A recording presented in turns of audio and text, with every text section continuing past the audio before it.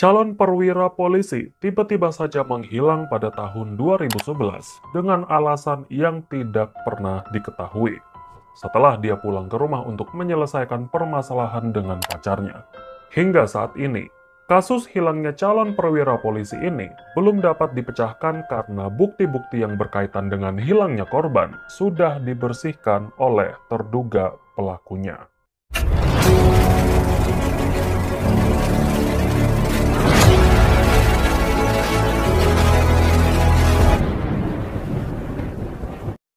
Seorang wanita berusia 35 tahun bernama Kelly Lundy Rothwell adalah seorang wanita yang dibesarkan di negara bagian Maryland.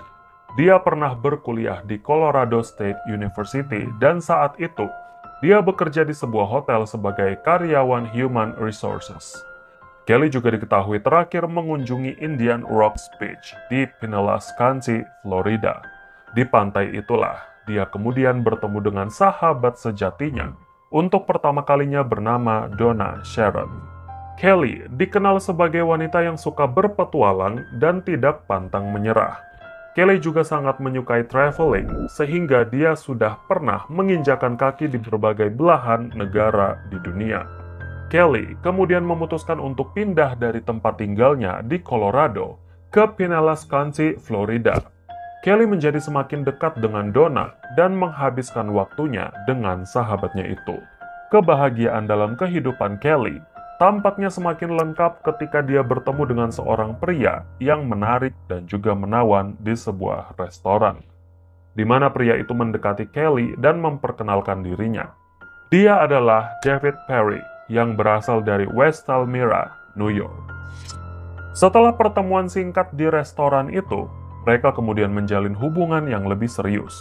Beberapa minggu sejak pertemuan mereka pertama kalinya, David diketahui pindah ke apartemen milik Kelly dan mereka tinggal bersama di sana. Hal itu dirasakan Donna sangat cepat, mengingat perkenalan mereka hanya berjalan dalam waktu yang singkat. Kelly pun sudah berani menerima David sebagai pacarnya dan tinggal bersama. Di mata keluarga Kelly, David rupanya memberikan kesan yang mengagumkan juga. Dia sangat sopan dan ramah, sehingga keluarga Kelly begitu percaya bahwa David bisa menjaga Kelly. Namun, kesan pertama itu rupanya memudar di mana keluarga mengetahui bahwa David Perry punya kebiasaan yang sangat jarang dimiliki oleh orang lain. Ketika keluarganya menginap beberapa hari di apartemen Kelly, David rupanya tidak suka jika ada bagian dari perabotan rumah bergeser dari tempatnya. Dia juga selalu menyuruh keluarga Kelly untuk membersihkan tempat tidur mereka dan kamar mereka setiap hari, dan melarang keluarga Perry membuat sedikit pun rumah itu kotor. David dinilai sebagai pria yang berlebihan. Dia selalu membersihkan rumah dengan vacuum cleaner 3 kali sehari, dan selalu membersihkan perabotan dari debu hampir setiap jam, walaupun rumah itu sudah terlihat sangat bersih. Kelly juga rupanya merasakan perubahan dalam sikap David, di mana David mulai menjadi posesif dan mengendalikan hidupnya Kelly. David juga menutup semua akun media sosial yang dimiliki oleh Kelly, dan membaca semua email masuk milik Kelly. Bukan hanya itu saja, David juga berani memutus hubungan Kelly dengan keluarganya sendiri. Kelly rupanya tidak bisa melepaskan diri dari David karena ancaman yang diterima oleh Kelly, bahwa jika Kelly meninggalkan David, dia akan menghilangkan nyawanya dan menyembunyikan tubuhnya, hingga tidak seorang pun bisa menemukan tubuhnya. Ancaman serius itu kemudian diceritakan Kelly kepada sahabatnya, yaitu Donna. Kelly Rothwell kemudian mendaftar sebagai mahasiswa di Akademi Kepolisian dan bersiap untuk menjadi salah satu anggota penegak hukum. Kelly juga tidak pernah absen dari kelas, dan Kelly sangat bersemangat untuk menjadi seorang polisi. Setelah 3 tahun menjalani kuliahnya, Kelly dinyatakan lulus dari akademi itu. Dalam waktu 4 minggu ke depan, Kelly akan mengikuti upacara kelulusannya. Kelly sangat senang dan dia memberitahukan hal itu kepada David. Namun kenyataannya, David tidak senang mendengar hal itu sehingga Kelly dan David mulai bertengkar. Pertengkaran hebat di awal bulan Maret tahun 2011 membuat Kelly merasa jenuh dan berpikir untuk memutuskan hubungannya dengan David. Beberapa hari kemudian, Kelly menceritakan semuanya kepada Donna. Kelly yang berkunjung ke rumah Donna selama 2 jam, terus-terusan ditelepon oleh David. Dan jelas di situ, Kelly mengatakan kepada David bahwa dia minta putus.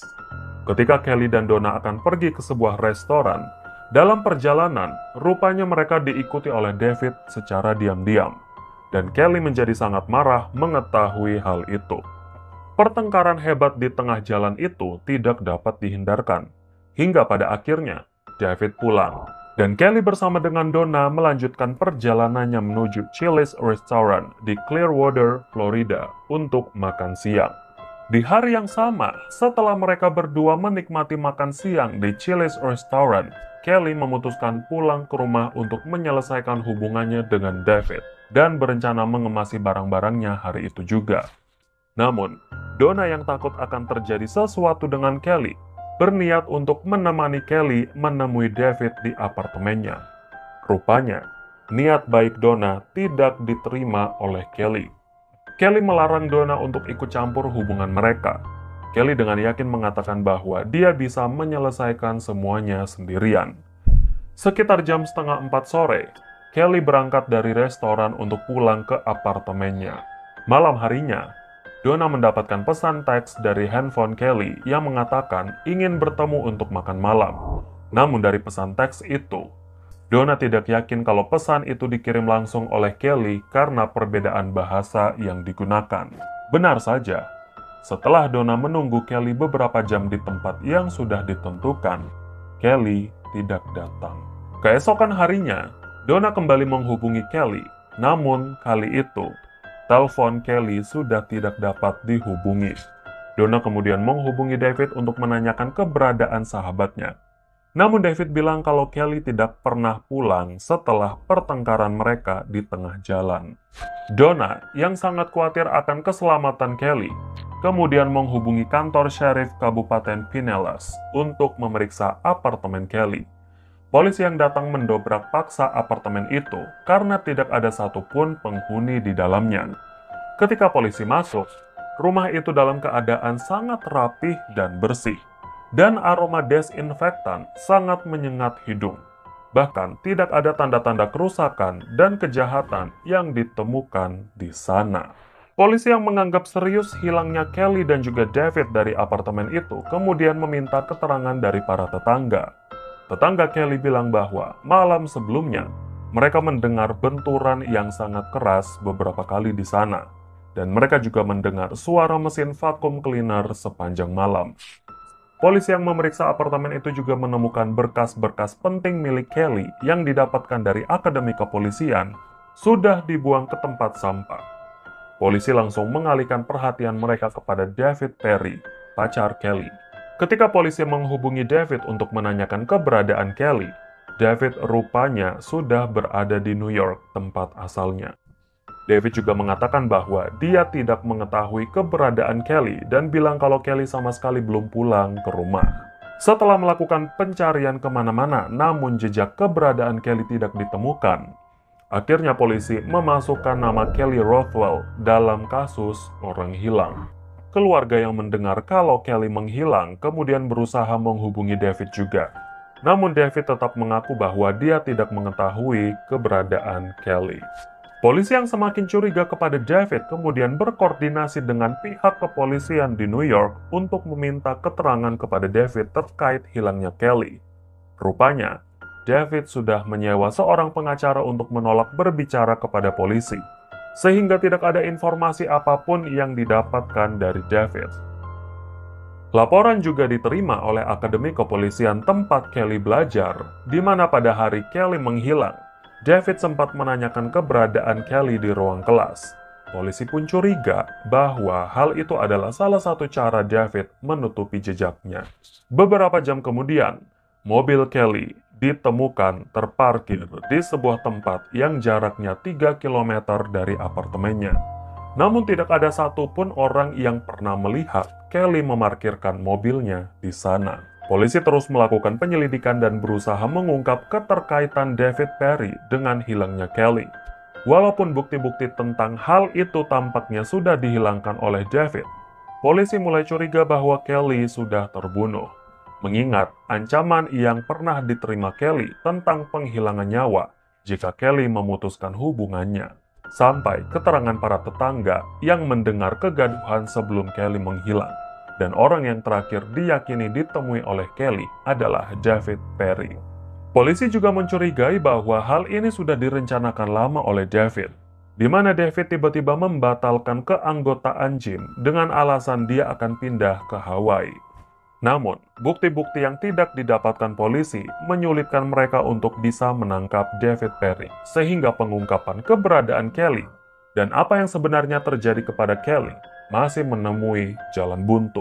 Polisi negara bagian New York yang juga tidak mendapatkan bukti terkait dugaan pembunuhan yang dilakukan oleh David, kemudian mulai membuka latar belakang David dan mencari celah agar David bisa ditangkap. Setelah David berhasil kabur ke kampung halamannya di New York, polisi mulai membongkar tabir kejahatan David selama dia bekerja di lembaga pemasyarakatan sebelum berpacaran dengan Kelly. Diketahui bahwa David ternyata terbukti terlibat atas kasus pencurian besar dan juga pemalsuan asuransi kesehatan selama dia bekerja. David sengaja mencari masalah dengan para narapidana di sana dan membuat keributan serta berkelahi dengan narapidana di sana, sehingga David dapat mencairkan asuransi kesehatan atas luka-luka akibat pukulan yang diterima oleh David. Yang sebenarnya, luka yang dialami oleh David tidak begitu parah dan tidak harus mendapatkan penanganan medis yang serius. David menggunakan pencairan asuransi kesehatan itu untuk berfoya-foya dan mengajukan tuntutan agar dirinya dipensiunkan. Dengan cara pensiun itulah dia akan kembali mendapatkan pencairan dana atas pensiunnya. Sebelum dia benar-benar resmi pensiun, David kembali berulah dengan memanfaatkan perkelahian di sel tahanan yang terjadi antara tahanan dengan petugas lainnya. Dan dia berpura-pura mengalami cedera kembali akibat perkelahian itu. Namun sebenarnya, David benar-benar tidak terlibat dalam perkelahian itu. Sementara, total dana yang berhasil dicairkan oleh David senilai $500.000 Amerika. Atas kasus pencurian dan juga pemalsuan asuransi itu, David Perry ditangkap dan juga didakwa. Namun sayangnya, dalam dakwaan yang ditujukan kepadanya, polisi belum berhasil mengungkap keterlibatan David atas hilangnya Kelly walaupun David sudah ditangkap. David dimasukkan ke penjara atas kasus yang tidak ada kaitannya dengan hilangnya Kelly, dengan vonis 4 tahun penjara. Namun, dia dilepaskan pada tahun 2015. Dengan jaminan bebas bersyarat setelah menjalani kira-kira hanya setengah dari masa hukumannya. Pembebasan bersyarat David Perry meliputi larangan meninggalkan New York, larangan pulang lebih dari jam 9 malam, dan wajib memberitahu petugas jika dia menjalin hubungan romantis. Namun, salah satu syarat pembebasan itu dilanggar oleh David kembali, di mana dia berkenalan dengan seorang wanita menggunakan identitas palsu dan berani melamar wanita itu tanpa memberitahu petugas. Wanita yang mengetahui bahwa David menggunakan identitas palsu dan berusaha menyembunyikan latar belakangnya, kemudian melaporkan hal itu kepada polisi. David pun kembali masuk ke dalam jeruji besi. Dari kasusnya itu, wanita itu juga mengetahui bahwa sebelum David berpacaran dengan Kelly, David pernah menikah dan memiliki seorang anak. Dia pun bercerai dengan istri pertamanya karena kekerasan dalam rumah tangga, serta pernah mengancam akan menghilangkan nyawa istrinya, serta menyembunyikan tubuh istrinya tanpa bisa ditemukan. Hingga saat ini, pencarian atas tubuh Kelly Rothwell yang diduga sudah terbunuh masih terus dilakukan. Namun tampaknya belum ada tanda-tanda di mana tubuh Kelly Rothwell disembunyikan. Dan David Perry pun sudah bebas dari penjara atas kasus pencuriannya. Namun, dia tidak pernah didakwa atas kematian Kelly Rothwell, walaupun namanya tidak pernah dikeluarkan dari daftar terduga pembunuh utama.